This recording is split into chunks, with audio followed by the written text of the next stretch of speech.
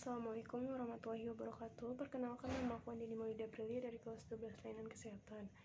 Jadi hari ini aku akan menceritakan kegiatan apa saja yang aku lakukan di hari ke-50 PKL di salah satu rumah sakit di daerah Depok.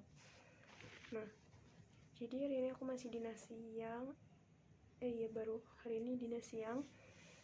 Gue nanti sampai hari Sabtu. Tadi tuh aku ikut operan, terus abis operan ikut kakaknya keliling operan jaga. Jadi tuh aku tadi nyiapin cairan-cairan di troli dibawa tuh buat nanti pas keliling, karena biasanya kan ada yang cairan infusnya udah habis gitu. Terus jam 3:08 itu aku bantu kakaknya oplos obat. Tadi ada keterolak, terus ada juga yang gak dioplos kayak ondan gitu. Nah habis itu aku habis bantuin nyiapin obat tuh, aku langsung cek TTV. Itu sekitar jam 3:30 cek TTV. Habis cek TTV jam 4:10 nya aku ikut Kak Dewi kasih obat lewat injeksi intravena.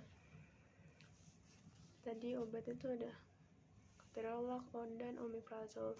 Oh iya, jadi tuh aku sebelumnya dikasihkan nyoba buat kasih obat lewat injeksi intravena. Nah tadi tuh udah splitnya udah aku puter kan ya tuh di tube kateter infusnya.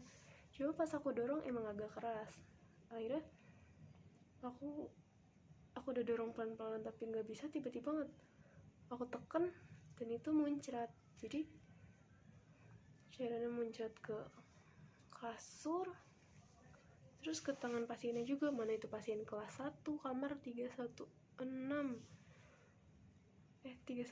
apa ya, pasien kamar 315. Saya itu takutnya itu entah pasien pribadi atau asuransi. Akhirnya tadi saya pas selesai langsung saya langsung minta maaf. Abis itu soalnya pas saya tekan pas muncrat gitu, itu pasiennya kesakitan kayak gitu. Nah nggak taunya itu ada darah yang beku, darah yang ngegumpal, jadi dia ngeganjel. Jadinya pas didorong tuh keras karena dia sebelumnya habis mandi. Itu pas saya mau cek TTV juga kan udah 2 kali balik saya, tapi gak ada pasiennya. Yang pertama aku lihat gak ada, terus yang pas kedua aku masuk bed satunya ngasih tahu, pasien kamar bed satunya kasih tahu bahwa yang bed 2-nya ini udah pulang, lagi mandi, pasiennya lagi mandi. Akhirnya aku balik lagi pas ini ikut kakaknya ngasih obat. Jadi tadi ngasih obat sekalian tensi. Oke sih, saya takutnya itu aja beneran. Tadi pas ngasih obat itu muncrat, takut kebuang-buang juga obatnya.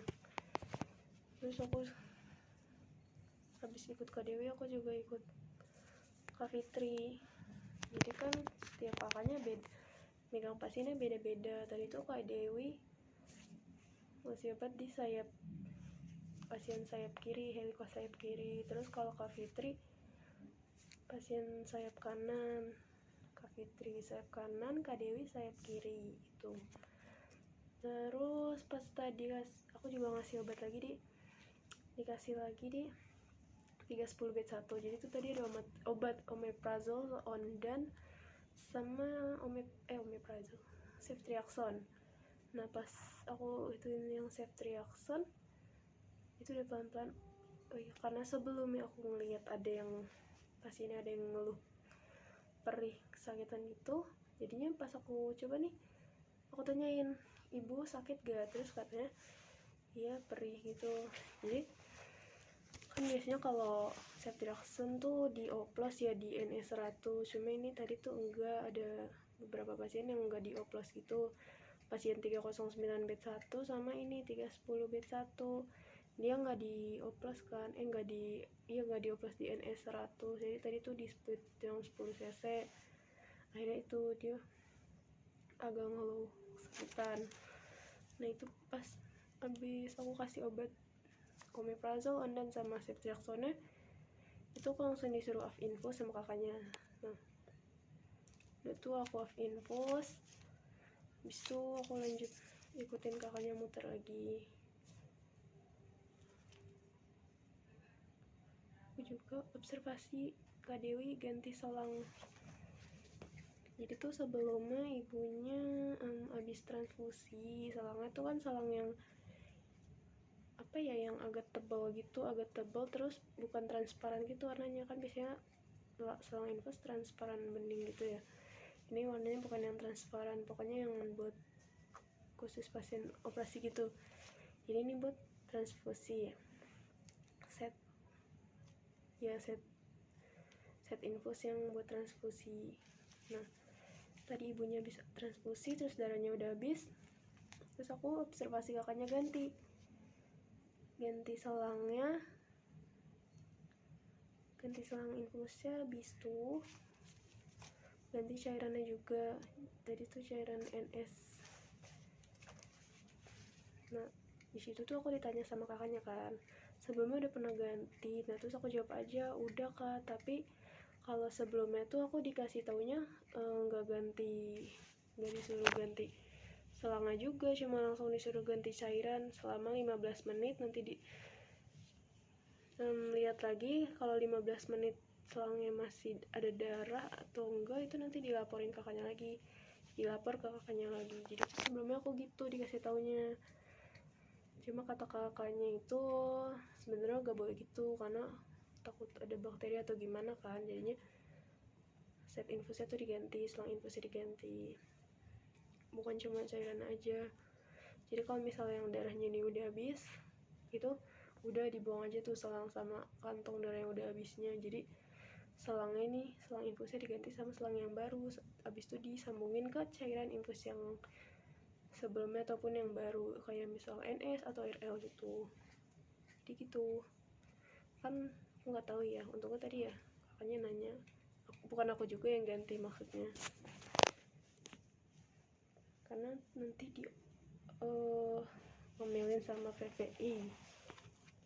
Nah oke, lanjut aja. Terus aku juga ganti cairan infus di kamar 315 bed 2. Ini pasien yang sebelumnya tuh yang aku kasih obat injeksi tapi muncrat.